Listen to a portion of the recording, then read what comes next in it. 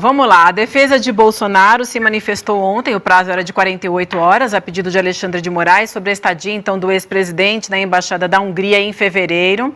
Os advogados afirmaram que abre aspas, ilógico, fecha aspas, sugerir que a visita dele significasse um pedido de asilo ou tentativa de fuga. Vamos conferir, antes da gente entrar na nossa discussão, a gente tem aí a nota na íntegra, vou pedir para colocar no telão. Então, ele diz o seguinte, tá, a defesa de Bolsonaro. Diante da ausência de preocupação com a prisão preventiva, é ilógico sugerir que a visita do peticionário, Bolsonaro no caso, à embaixada de um país estrangeiro, fosse um pedido de asilo ou uma tentativa de fuga. A própria imposição das recentes medidas cautelares tornava essa suposição altamente improvável e infundada. Diante dessa resposta, o que acontece? O ministro Alexandre de Moraes pediu para a PGR, Procuradoria-Geral da República, enviar um parecer em 5 dias sobre as informações prestadas pelo ex-presidente. Só depois disso ele promete analisar o caso. Então, a gente tinha uma expectativa muito grande de que hoje a gente já teria uma resposta do ministro Alexandre de Moraes, mas só depois que a PGR se manifestar é que ele vai emitir o parecer dele. Doutora Agra, quero te ouvir em 2 sentidos aqui, por favor. Primeiro, nessa defesa de Bolsonaro, na justificativa que eles dão e depois também no próprio rito, né? Porque ontem o doutor Fernando Fernandes também esteve com a gente e afirmou que dificilmente Bolsonaro vai escapar de uma consequência, seja ela prisão preventiva ou uma medida cautelar de tornozeleira eletrônica, por exemplo. Olha, veja só a defesa. Ela fala que é ilógico, ela fala que é improvável e infundada as alegações. Mas a defesa corrobora com a lógica do absurdo. Como é que alguém, depois de ter medidas restritivas, por exemplo, cerceamento do passaporte, vai a uma embaixada e fica lá 2 dias? Alguém que está em um só processo sendo investigado por 5 crimes, mas há 10 processos em torno dele. E essa lógica é uma lógica que é repetida em todos os atos. Porque, veja, um dos motivos da prisão preventiva é para assegurar a aplicação da lei penal, onde flagrantemente, em um ato público na Avenida Paulista, ele vocifera contra a justiça.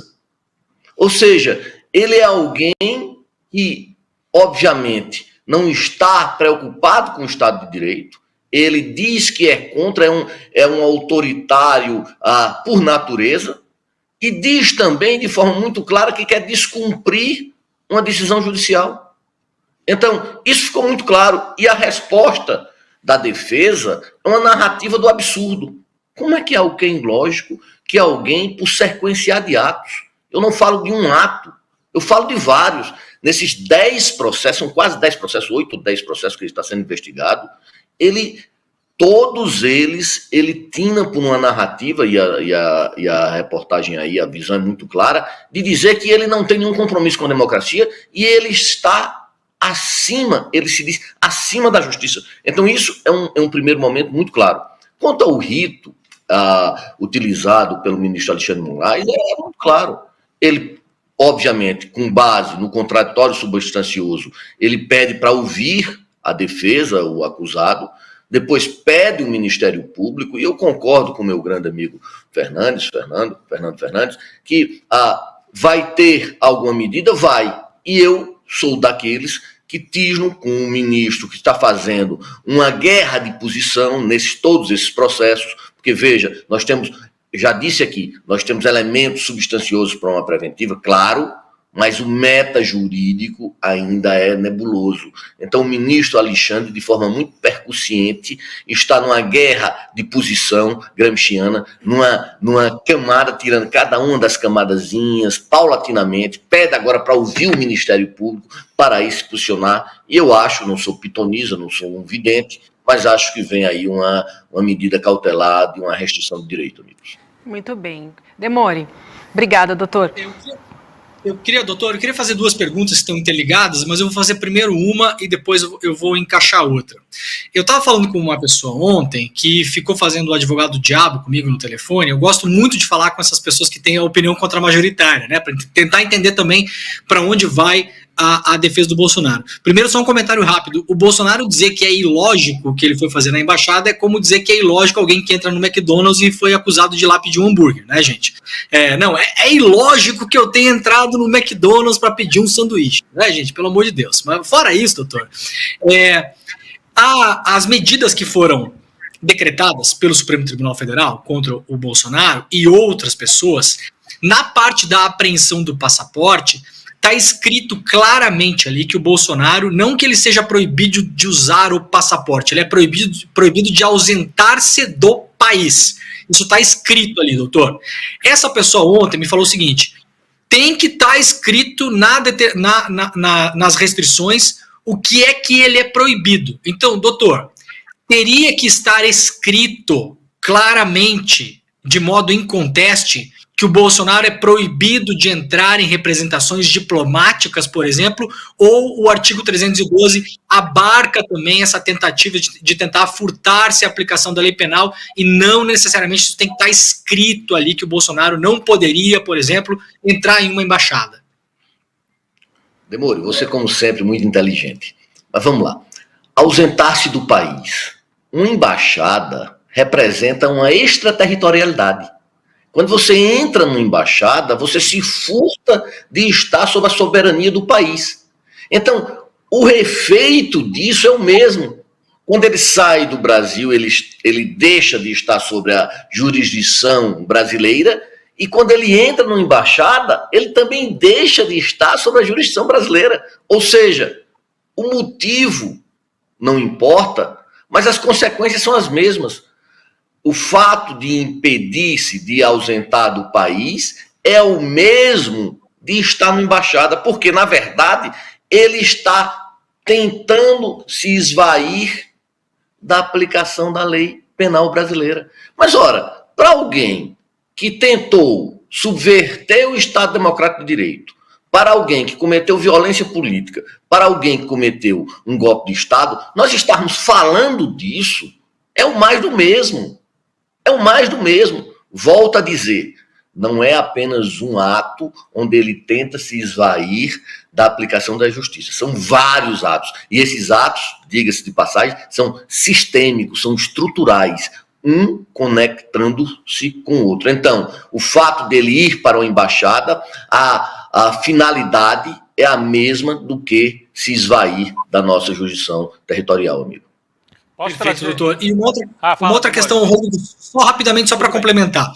Essa mesma pessoa me falou ontem o seguinte, Leandro, atente que há decisões do Supremo em relação ao Bolsonaro que estão sob sigilo, tá? Então, minha pergunta, poderia haver decisões que estão sob sigilo do Supremo que afrouxem essa decisão dele não poder se ausentar do país? Isso pode existir? Pode ter decisões que lá nessa outra decisão que está sob sigilo tenha um outro entendimento que permita que ele possa fazer esse tipo de coisa, ou não haveria esse confronto de decisões partindo do próprio ministro do Supremo, o Alexandre de Moraes?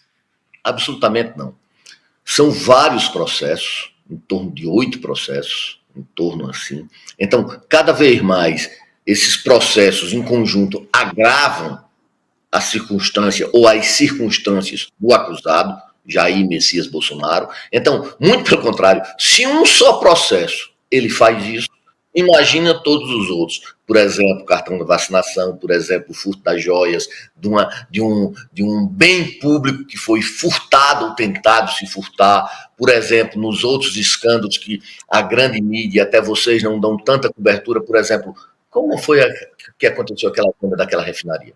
Por que danado ele recebeu aquele cordão de joias?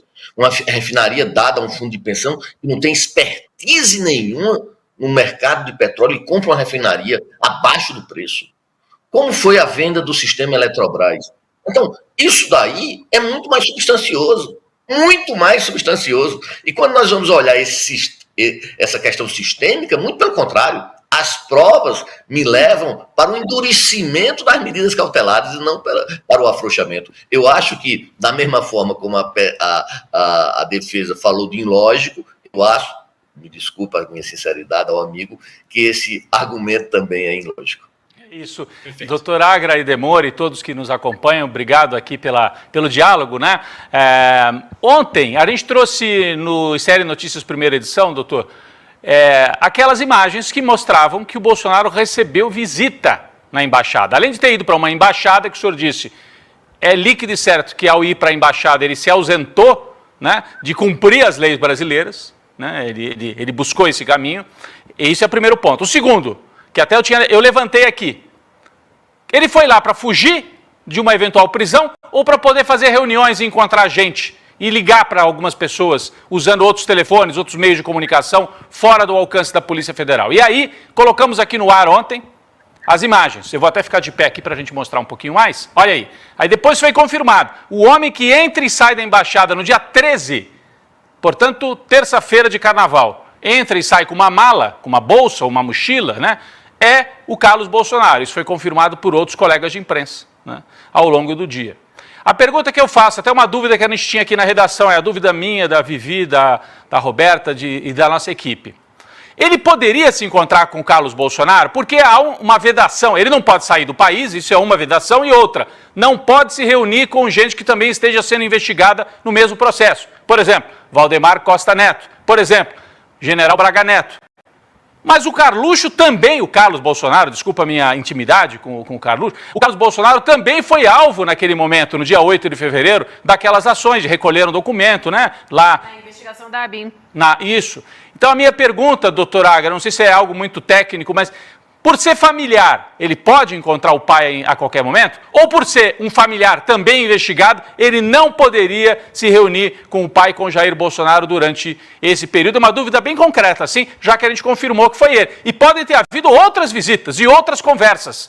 Por isso que eu acho que ele foi para a embaixada também para traçar uma estratégia de defesa naquele momento em que ele estava assustado. Tinha sido logo depois das buscas e apreensões, Vivian.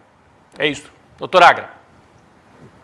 Bom dia, Rodrigo, bom dia, Vivi, bom dia, Roberta. Veja, isso é uma ópera bufa. Que ele foi para a embaixada tentando se esvair da aplicação da lei penal é muito claro. Muito claro. Então, assim, não tem nem o que se comentar. Aí é algo tautológico. Mas a segunda questão, o impedimento de pessoas que estão sendo investigadas, e a Vivi falou que está sendo investigado pela questão da ABIN, é muito claro. Se ele não pode ter contato com qualquer pessoa investigada, o fato de ser filho, parente ou aderente não exclui esse impedimento. Esse impedimento é, obviamente, deontológico, ele é obrigatório. Então, em assim fazendo, já houve, obviamente, um desapreço, já houve um descumprimento de determinação legal. Mas veja, ele descumpre as determinações legais todas as vezes. Isso é muito claro. Não é só na embaixada, são nos encontros, são nas tentativas de manifestação, onde ele fala de forma muito clara que está sendo perseguido. Não há uma perseguição, há um devido processo legal, onde a ele está sendo assegurado a ampla defesa e o contraditório. Isso sim é Estado de Direito, o que ele várias vezes se furta em obedecer às regras. Para um autocrata, o parâmetro legal não é necessário, é secundário. E ele usa isso de forma reiterada. Então, a defesa só faz corroborar o que nós falamos, o desapreço ao Estado Democrático de Direito. Agora, doutor, rapidinho, qual a consequência, então? Porque Alexandre de Moraes determinou que não acontecesse esse encontro para os envolvidos na investigação. A gente tem a comprovação de que eles se encontraram. O que pode acontecer? Qual a consequência desse encontro, então? Se ele está se esvaindo da aplicação e da colaboração com a justiça, cabe desde uma medida cautelar a uma medida de prisão preventiva. Cabe, obviamente, sopesar, porque, veja, nós estamos falando com um ministro muito experiente. Eu disse isso na vez passada que estive aqui. Ele não está jogando para a torcida. Ele está, de forma percussiente, mas firme, exaurindo todos o procedimento. Ninguém pode dizer que o ministro Alexandre não está seguindo o rito legal, oferecendo contraditória, oferecendo defesa. E veja, a defesa agora falar que o processo é ilógico, que o processo é infundado. Infundado são as alegações. que é que ele foi fazer numa embaixada. Então, esse posicionamento vai ser, obviamente, ele vai fazendo todas essas camadas, retirando, para chegar ao grande finale. E esse grande finale deve ser, obviamente, seguindo o que manda as garantias constitucionais que o ministro Alexandre de Moraes está fazendo. Bom dia, Demori. Bom dia, doutor Agra. Bom, o ministro Alexandre de Moraes enviou para a PGR, né, enviar um parecer. E aí eu fiquei na dúvida aqui, querendo entender um pouco mais esse procedimento. Este seria o procedimento correto e normal? Ou o ministro Alexandre de Moraes poderia, sim, ter tomado uma decisão sozinho? Olha, o que é que o ministro faz de forma muito percussiente? Ele ouve o Ministério Público, que é o fiscal da lei, que é aquele que deve garantir as prerrogativas do acusado, para que, posteriormente, não se possa dizer que ele cesseou direitos.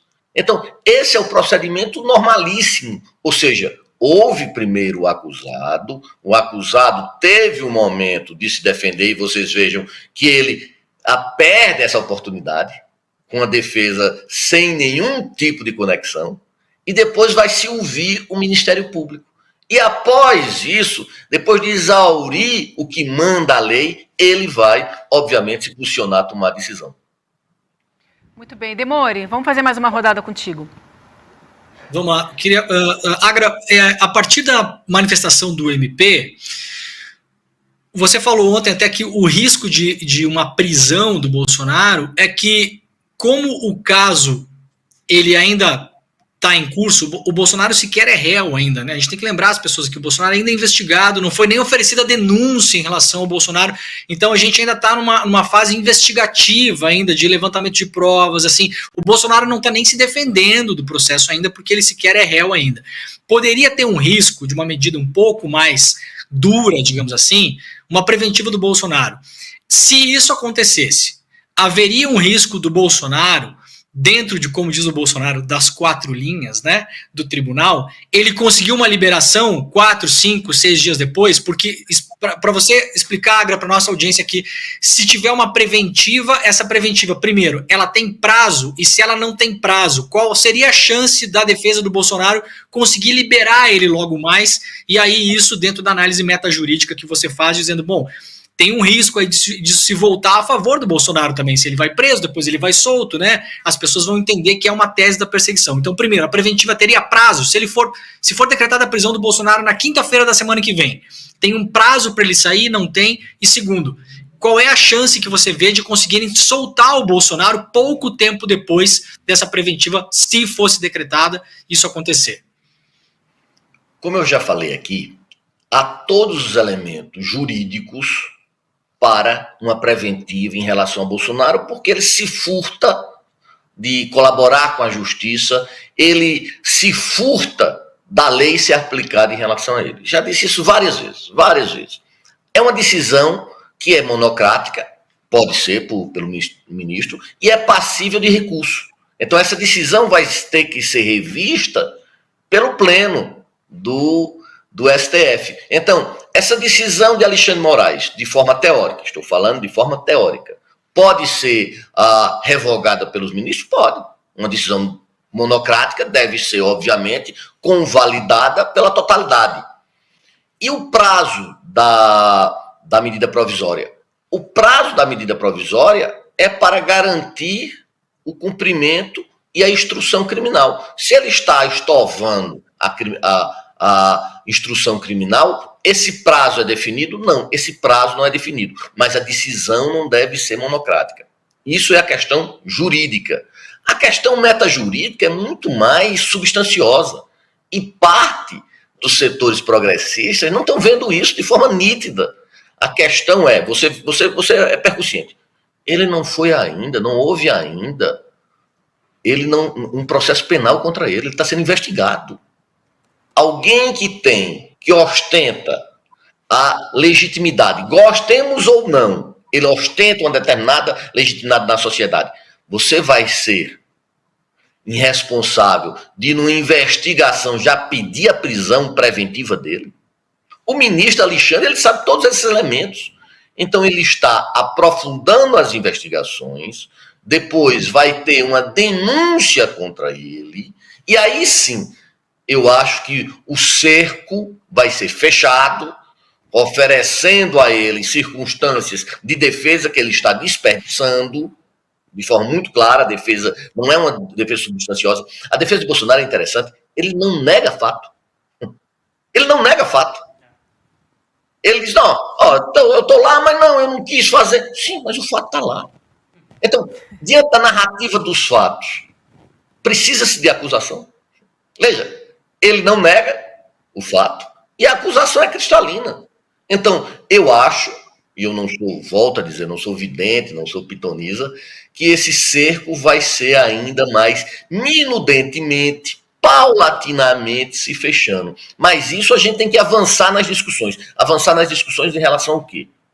Alguém que furta uma joia, que é patrimônio do Estado, tem condições de exercer cargo público? Essa é a discussão mais preponderante, eu acho. Olha, a gente conversa ao vivo aqui com o Leandro Demori e com o doutor Agra, que, como lembrou o Demori no começo, né, foi o responsável pelas ações que tornaram Bolsonaro inelegível, responsável jurídico, né, mas foi quem sustentou isso e, portanto, conseguiu 2 importantes vitórias, tornando Bolsonaro inelegível. Estamos avaliando agora uma outra situação, que é a situação da fuga do Bolsonaro durante 2 dias de carnaval para a embaixada. Eu queria só complementar, Demori, muito boa essa questão que você trouxe. Eu li hoje de manhã, doutor Agra, o Arruda Botelho, que foi secretário, né, trabalhou com o Flávio Dino ali no Ministério da Justiça, além de um advogado também experiente, e ele dizia, ele que no primeiro dia falou, olha, líquido e certo tem que fazer a prisão preventiva. Ele saiu dizendo, né, vários saíram dizendo isso, ele, o Pedro Serrano e outros. Mas hoje ele já estava numa posição mais parecida com a do senhor, viu, doutor Agra? Dizendo assim, olha, tecnicamente, sim, tem que prender. Mas e a análise política, e tem que ser levada em conta, é a seguinte, trazia o Arruda Botelho, Roberta, ele falava assim, bom, decreta-se a prisão preventiva. Prisão preventiva não pode durar 1 ano, a gente inclusive é contra isso. Prisão preventiva é para sustar uma ameaça ao processo, nesse caso. Aí você prende. De repente você vai soltar quase na véspera da eleição municipal. O Bolsonaro vai fazer um carnaval com isso, disse o Arruda Botelho. Então, isso também tem que ser levado em conta, porque nós estamos sob ataque. O bolsonarismo ataca as instituições. As instituições se defendem com a letra da lei, mas também são um poder da República. Tem que saber fazer a leitura política. Então, todo mundo acho que está olhando para esse momento também. Só para complementar aquilo que o Demori perguntou, e o doutor Agra já respondeu, trazendo mais o argumento de um jurista como o Arruda Botelho. Roberta, você tinha uma outra questão, não é isso? Eu só quero trazer também para a roda, porque em postagens, né, nas redes sociais, o advogado de Bolsonaro, Fábio Weingarten, afirmou o desejo da defesa do ex-presidente Bolsonaro esclarecer a situação pessoalmente, olho no olho, do ministro Alexandre de Moraes. E aí, doutor Agra, eu pergunto para o senhor, Alexandre de Moraes deve aceitar este encontro? Faz parte do processo? É tudo muito legal? Legal no sentido legal, porque legal com certeza não é. Olha só, esse olho no olho, ele é uma informalidade telúrica, ele não faz parte do ornamento jurídico. Esse olhar olho no olho, isso não existe. Veja, o ministro Alexandre de Moraes é um técnico, é um constitucionalista, famoso inclusive, antes de ser ministro, tem livros, vários livros, um livro clássico de direito constitucional. Ele sabe das prerrogativas que devem ser formuladas. E dentro dessas prerrogativas, não há contato com o acusado. A forma que o acusado tem de se manifestar é nos autos. E na oportunidade que ele tem de se manifestar nos autos, ele perde essas oportunidades porque ele admite os fatos. Então, ele começa a utilizar chavões retóricos, como vamos olhar nos olhos, para o quê? Para estimular aquelas pessoas que apoiam Bolsonaro e para negar o que é um fato. Então, é normal uma prisão preventiva ainda na instrução investigativa? Não, não é. Nós temos que deixar isso muito claro. Isso é método de quê? De autoritarismo, de ditaduras. E nós estamos num Estado democrático de direito. Isso é a grande questão. E o Estado Democrático de Direito tem que ser para mim e também para Bolsonaro, claro. Então essas investigações têm que ser aprofundadas. Eu acho que esses setores que pregam a prisão imediata é um nonsense. Nós estamos jogando para a plateia, ou seja, nós estamos querendo que o acusado vá para o patíbulo, mas isso não é método claro de uma democracia. Eu acho que nós podemos assegurar e solidificar nossa posição de forma muito clara. Nós somos democráticos, nós somos humanistas, nós defendemos o devido processo legal, inclusive para Bolsonaro. Demore, a gente quer ouvir tua análise também. Eu quero uma última pergunta, eu quero aproveitar o máximo do Agra aqui. Agra, o que pode ser feito a partir de agora se a gente descartar a preventiva? Pode ter coisas bem específicas em relação ao investigado agora, no caso Jair Bolsonaro, por exemplo, ele precisa avisar a justiça se ele quiser ir por uma representação diplomática, ou ele tem que se manter afastado de determinadas áreas, porque se colocar ele afastado de determinadas áreas diplomáticas de representações em Brasília, praticamente não circula por Brasília, né, Agra? Nós conhecemos muito bem Brasília, tem embaixada espalhada para tudo que é canto, né? Então, o que pode ser realista no caso do Bolsonaro para restringir ainda mais a tentativa dele de se furtar a aplicação da lei penal? Inclusive, infelizmente, ainda estou em Brasília, retornando ainda hoje para minha casa. Ora, veja, uma tornozeleira, o efeito não é só pedagógico. O efeito é dizer, Bolsonaro não pode se esvair da justiça. A tornozeleira vai municiar todos os passos de Bolsonaro, mas vai dizer o seguinte, ele está se furtando, e porque ele se furtou, eu estou dando uma sanção. A tornozeleira tem uma função sancionatória de dizer, você não pode descumprir, você não pode acharcar o judiciário, e o judiciário não é autoritário. Você sim que está tentando reiteradamente, sistematicamente, descumprir as regras do jogo.